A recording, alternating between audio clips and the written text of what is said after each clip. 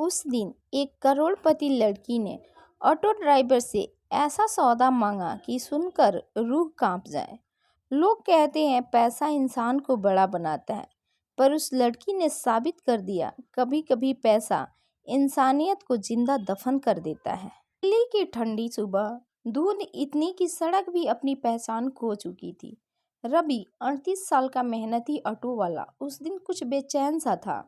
बीबी अस्पताल में थी, 2 बच्चों की फीस अटकी थी और ईएमआई की डेडलाइन सुबह सुबह मैसेज बनकर फोन में चमक रही थी।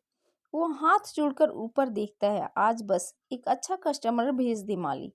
उसे कहाँ पता था जो आने वाला था वो कस्टमर नहीं, किस्मत का मोड़ था। 8:10 लाल सिग्नल पर एक चमकदार ब्लैक मर्सिडीज एस क्लास आकर रुकी। गाड़ी रुकी, ड्राइवर उतरकर पीछे का दरवाजा खोलता है और बाहर आती है अनाया खन्ना, 27 साल। महंगी कोट, हीरे की बालियां, लिपस्टिक के नीचे दबी एक कड़वी थकान। उसके हाथ में मोबाइल था और आंखों में आंसू। रवि ने पहली बार देखा पैसे वाले भी रोते हैं। अनाया उसके ऑटो के पास आई। सीपी चलोगे? रवि ने हाँ में सिर हिलाया, पर उस लड़की ने दरवाजा पकड़कर धीमे से कहा, पर एक शर्त है। रवि चौंका, कैसी शर्त? अनाया ने चारों तरफ देखा, फिर धीरे से बोली, आप मुझे सीपी लेकर जाइए, लेकिन रास्ते में मुझसे एक भी सवाल मत पूछिए। ना ये कि मैं कौन हूँ, ना ये कि मर्सिडीज छोड़कर ऑटो क्यों ले रही हूँ, ना ये कि मैं रो क्यों रही हूँ। रवि हक्का बक्का, मैडम ये कैसा सौदा है? अनाया की आंखें लाल, क्योंकि आज अगर किसी ने मुझसे एक भी सवाल पूछा तो मैं टूट जाऊंगी। उसका गला भर आया। रवि की उंगलियां थरथराई, पर उसने चुपचाप ऑटो स्टार्ट कर दिया। अनाया पीछे बैठी थी, ठंडी हवा उसके चेहरे से आंसू सुखा रही थी। रवि बार बार पीछे देखता, पर कुछ बोल नहीं पाता। उसकी चुप्पी भारी थी, जैसे कोई बड़ा तूफान भीतर कहीं बंद था।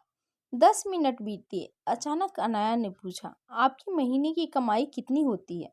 रवि चौंका, बस गुजारा भर मैडम।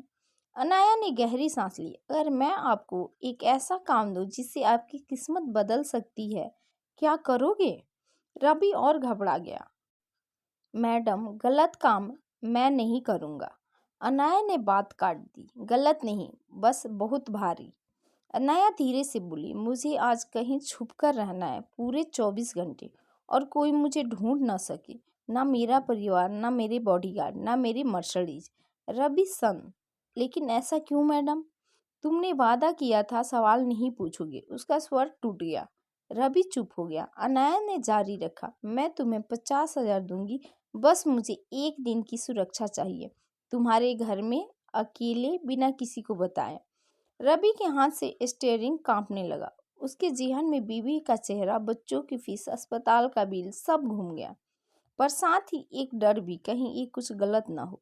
उसने साहस करके कहा, मैडम मैं गरीब हूँ, बेवकूफ़ नहीं, कहीं कोई मुसीबत ना हो जाए तो? अनाया ने पहली बार रवि की आंखों में देखा। मुसीबत मैं हूँ रवि, तुम नहीं। वो फिर रो पड़ी। रवि ने गहरी सांस ली। मैडम, काम तो कर दूंगा, पर पैसे लेकर नहीं। आप मेरी बच्ची जैसी हैं। जिसे घर से भागना पड़ जाए उसे पैसों से नहीं, पनाह से मदद चाहिए। अनाया की आंखें भर आई। उसने पहली बार किसी गरीब में अमीरी देखी। रवि उसे अपने घर ले गया। एक कमरा, टूटी अलमारी, किचन में मिट्टी की खुशबू और दीवारों पर बच्चों की ड्राइंग। अनाया ने पूछा, आपकी बीवी अस्पताल में है? मैंने उसे फोन कर दिया है कि देर से आऊँगा। अनाया ने धीरे से सिर झुका लिया। रवि ने उसे पानी दिया। वो कांपते हाथों से बोली। अनाया ने पूछा, आपकी बीबी? रवि ने जवाब दिया, अस्पताल में है। मैंने उसे फोन कर दिया है कि देर से आऊँगा। अनाया ने धीरे से सिर झुका लिया। रवि ने उसे पानी दिया। वो कांपते हाथों से बोली, क्या मैं थोड़ा सो सकती हूँ? हाँ मैडम, डरिए मत, यहाँ कोई आपको कुछ नहीं कहेगा। शाम को अचानक जोरदार ठक ठक ठक हुई, धड़ धड़ धड़। रवि घबरा गया। बाहर 2 बॉडीगार्ड और एक बुजुर्ग आदमी, अनाया का पिता विशाल खन्ना थे। कड़क आवाज, तुमने मेरी बेटी को छुपाया है, कहाँ है वो? रवि हक्का बक्का सा बोला, साहब उसने खुद कहा था कि। पिता ने धक्का दिया, तुम्हारी औकात कैसे हुई मेरी बेटी को अपने घर लाने की? तुम जैसे लोग पैसों के लिए कुछ भी कर देते हो। रवि के सीने में चोट लगी, पर तभी दरवाजे पर अनाया आकर खड़ी हो गई। उसकी आवाज कम पर पहाड़ जैसी। पापा, वो मेरी जान बचा रहा है, आपकी इज्जत नहीं तोड़ रहा। पिता अवाक। अनाया ने सबके सामने सच बोला, मैं शादी नहीं करना चाहती थी। आप मेरे लिए दहेज में करोड़ों बांट रहे थे, मुझसे पूछा तक नहीं कि मैं चाहती क्या हूँ। उसकी आवाज कांपी। इस आदमी ने आज मुझसे एक भी सवाल नहीं पूछा, बस सुरक्षा दी जो मेरी खुद की फैमिली नहीं दे पाई। पिता का चेहरा ढह गया।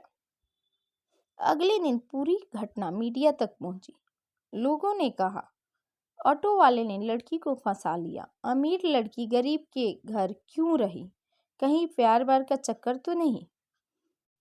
रवि रो पड़ा, मैंने तो बस इंसानियत की, मैंने उसकी कोई हद पार नहीं की। अनाया ने टीवी पर आकर कहा, अगर इंसानियत को शक की नज़र से देखा जाएगा तो फिर अमीरी का क्या फ़ायदा। उस एक बयान ने पूरे देश को झकझोर दिया। कुछ दिनों बाद अनाया फिर उसी कॉलोनी में आई। रवि हैरान, मैडम अब क्या हुआ। अनाया ने मुस्कुराकर कागज बढ़ाए, ये मेरे एनजीओ की पार्टनरशिप फाइल है। मैं महिलाओं और गरीब परिवारों के लिए एक प्रोजेक्ट शुरू कर रही हूँ और मैं चाहती हूँ कि उसका पहला डायरेक्टर आप हो।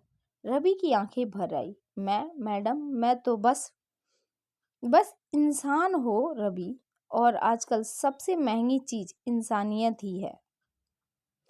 रवि के बच्चे अनाया को दीदी कहकर बुलाते हैं। वो उनके साथ बैठकर होमवर्क कराती है। बीवी अस्पताल से लौटकर अनाया को गले लगा लेती है। अनाया मुस्कुराती है, रवि उस दिन आपने मेरी जिंदगी बचाई थी, आज मैं आपकी दुनिया बदलूंगी।